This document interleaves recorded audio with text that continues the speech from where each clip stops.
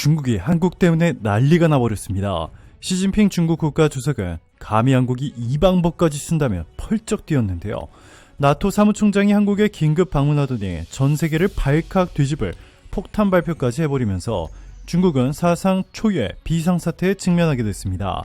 나토 사무총장이 왜 한국에 와서 얼마나 파격적인 제안을 했는지, 한국의 파격적인 결단에 중국이 왜 이렇게까지 난리가 나버렸는지, 지금부터 이 놀라운 내용 최고 수익률에서 여러분들에게 전해드리겠습니다.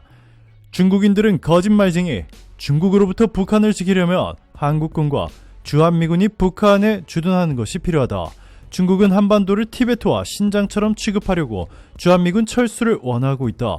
김정은이 실토한 내용이 얼마 전 공개돼 전 세계가 발칵 뒤집혔는데요. 이번에는 나토 사무총장이 한국을 긴급 방문해 폭탄 발표를 했습니다. 옌스 스톨텐베르그 나토 사무총장이 한국을 긴급 방문하며 한국과 나토 간 협력을 강화해야 한다고 굳게 믿고 있고, 이것이 방안의 가장 중요한 메시지라고 강조했습니다. 나토 사무총장이 나토에 가입하지 않은 나라에 이렇게 직접 수차례 방문한 것 자체부터가 매우 이례적인 일인데요. 더 나아가 그는 중국은 새로운 현대적 군사 역량에 엄청나게 투자 중이라며 나토 모든 회원국 영토에 도달 가능한 장거리 미사일과 핵 역량도 현저히 그리고 급속하게 팽창시키고 있다라고 전했습니다. 중국을 막기 위해서는 한국의 힘이 절실히 필요하고, 필요하다면 한국에 나토가 보유한 특권을 부여해 한국이 나토 리더국, 나토가 보유한 모든 특권을 누리는 최강 권력국으로 만들겠다는 것입니다. 나토의 발표에 중국에 발칵 뒤집힌 가장 첫 번째 이유는 바로 앞으로 중국 해군과 공군은 한국의 방공 식별구역을 마음대로 드나들지 못하게 될 예정이기 때문입니다. 중국의 민간 어선부터 시작해서 중국의 공군 전투기들은 울릉도와 독도 사이를 마음대로 가로지르더니 한국의 이어도 근처도 마음대로 드나들며 사과조차 하지 않고 있습니다. 지금까지 수십 번을 이런 식으로 위협하더니 사과 한마디 하지 않고 있는데요. 앞으로는 중국이 한국의 방공 식별구역에 침입해 군사적으로 한국을 위협하는 순간 이 나토군 전체가 중국에 대응할 수 있다는 것입니다.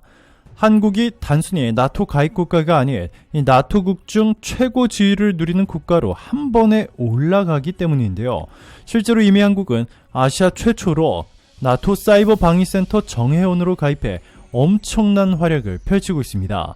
한국의 화이트 해커들이 국제 범죄를 저지르고 있는 중국 해커들을 모조리 검거하자 중국은 해커 조직들을 통해 한국에 선전포고를 했습니다. 샤오치잉이라는 중국 해커 조직에 한국 공공기관들을 대상으로 해킹을 시작했습니다. 해당 조직의 활동을 시작한 것은 지난 연말부터입니다. 작년 12월 28일 쓰촨성 탄광 플랫폼을 해킹해 정보를 유출했습니다. 이후 1월 3일 조직원을 모집하기 시작했고 1월 7일 한국을 대상으로 하는 장기 데이터 유출 작전을 펼치겠다고 밝혔습니다. 한국을 대상으로 하는 본격적인 데이터 유출이 이루어지기 시작한 것은 1월 20일입니다. 디지털 데일리가 21일경 최초 해당 조직의 활동을 포착했는데요. 설 연휴에도 이어지는 해킹, 위협받는 대한민국 사이버 보안을 보도한 바 있습니다. 국내 건설 관련 기관의 웹사이트가 해킹돼 권한을 빼앗기고 정보 유출도 이루어졌습니다. 유출된 내용은 기관 소속 직원의 이름 및 연락처와 다른 기업 및 기관의 이름, 기업명, 메일 주소 등인데 유출 정보 수가 많지는 않으나 국내 기업 및 대학 관계자 등의 이름과 직책, 메일 등이 있어서 악용될 소지가 있습니다. 웹사이트의 관리자 권한을 이용 중인 모습도 노출했습니다. 실제 해킹 당시 해당 기관의 웹사이트에 접속할 경우 팝업창으로 해커 조직의 로고가 출력되는데 이 웹사이트 변조 공격이 이루어졌습니다. 공격을 받은 기관은 해당 웹사이트를 폐쇄하는 조치를 취한 상태입니다. 중국 해커 조직이 한국 정부기관의 데이터 54GB를 훔쳐냈다며 이렇게 공개했는데요. 해커 조직은 국내 기관 및 학회 등의 이름으로 된 웹사이트를 열거하며 추가 공격을 예고했습니다. 이 중에는 서울시도 포함됐습니다. 이렇게 한국을 해킹한 이유에 대해서는 한국이 나토와 협력 관계를 강화하고 있기 때문이라고 전했는데요. 한국이 받고 있는 피해는 엄청난 것으로 알려졌습니다. 사이버 보안 업계의 관계자는 해커 입장에서는 해킹에 성공하더라도 수익성이 높지 않기에 국내 공공기관 등을 대상으로 한 공격이 활발하지는 않았다. 그러나 최근에는 금전적인 이익이 아니라 다른 목적으로 해킹 활동을 펼치는 이들이 많아졌다. 이 경우 보안이 취약한 곳들에서의 정보 유출은 불가피할 것이라고 말했습니다. 네, 그렇습니다. 아무런 금전적 이익도 없는데 중국 해커들이 지속적으로 한국 공공기관 등을 해킹하고 있는 것은 이 중국 정부가 시켰다는 것이 분명해지는 대목입니다. 이뿐만이 아닙니다. 중국은 삼성의 극비 정보 2.4GB어치 파일을 가지고 있고 이를 유출하겠다라며 위협하기도 했는데요. 한국이 나토와 협력을 강화하는 순간 유출하겠다라고 선전포고 있습니다. 자, 그런데 중국이 이렇게 한국을 위협하자 나토가 한국에 특별 지휘권을 부여해 나토군이 중국에 맞서는 이 믿기지 않는 상황이 만들어진 가운데 이 미국도 전면에 나섰습니다. 미국 공군 고위 장성이 미국이 중국과 2년 내로 전쟁을 벌일 수 있다고 휘하 장병들에게 경고해 논란이 일었다고 미 워싱턴 포스트가 27일 보도했습니다.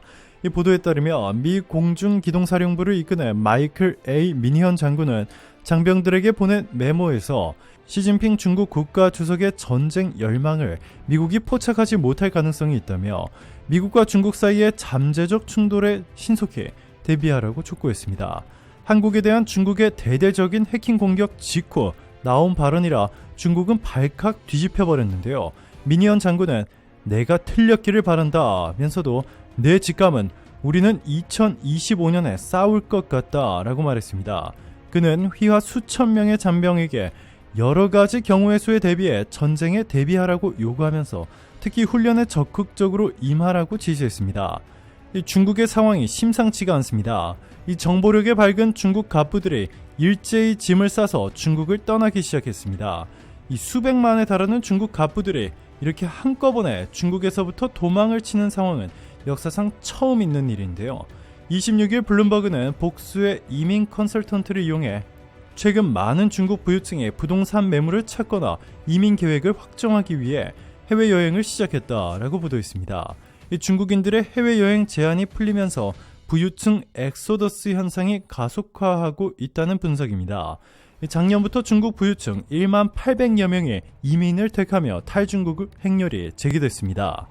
프랑스 투자은행 나틱시스는 코로나 사태 전 중국 부유층의 이탈로 연간 약 1,500억 달러, 약 185조 원의 자본 유출이 발생했다면서 올해는 해외 이민 수요 등으로 이 액수가 더 늘어날 것이라고 예상했습니다. 중국인들의 이민 수요는 수치로도 확인됩니다. 중국이 해외 입국자 격리 조치를 전격 폐지한다며 방역 국경을 개방한 지난달 26일 중국 소셜미디어 위챗에서 이민 검색량은 전날보다 약 5배 증가한 1억 1,070만 명으로 집계됐습니다. 한국도 가만히 있지 않았습니다. 이달 말까지 예정됐던 중국인에 대한 단기 비자 발급 제한 조치를 다음 달까지 연장하기로 하자 중국인들은 난리가 났습니다. 중국 최대 SNS인 웨이보에는 샵 한국 중국인 단기 비자 발급 중단 연장이라는 해시태그가 등장했고 28일 현재 400만 회의 조회수를 기록하고 있습니다. 이 비자 발급을 영구적으로 제한해봐라. 애초 한국으로 여행 갈 생각 없었다. 한국뿐 아니라 한국에 가려는 중국인도 비난받아야 한다. 중국도 추가 조치를 취해야 한다 등의 댓글이 달리며 난리가 났습니다. 이 중국의 유명 블로거들도 반한 감정을 부추기고 있습니다. 한 블로그는 한국의 비자 제한 연장 조치에 염치 없다라고 적었고 팔로워가 23만 명인 다른 블로그는 한국 자동차와 한국 화장품, 일본 자동차와 일본 가전제품 등을 더 이상 사지 말자 라며 불매운동을 제안했습니다.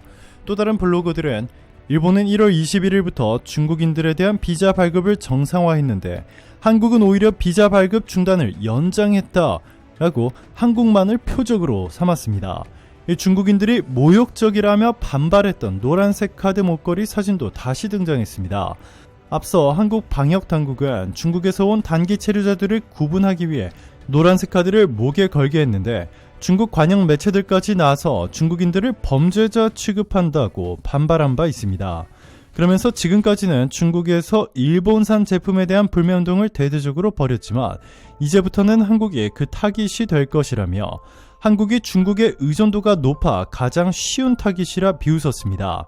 외교적 갈등이 경제에 미치는 영향 보고서에 따르면 중국의 경제 보복으로 한국 내 중국인 관광객은 65% 감소했으며 관광 손실은 192억 달러, 한화로 약 24조 원에 달했습니다.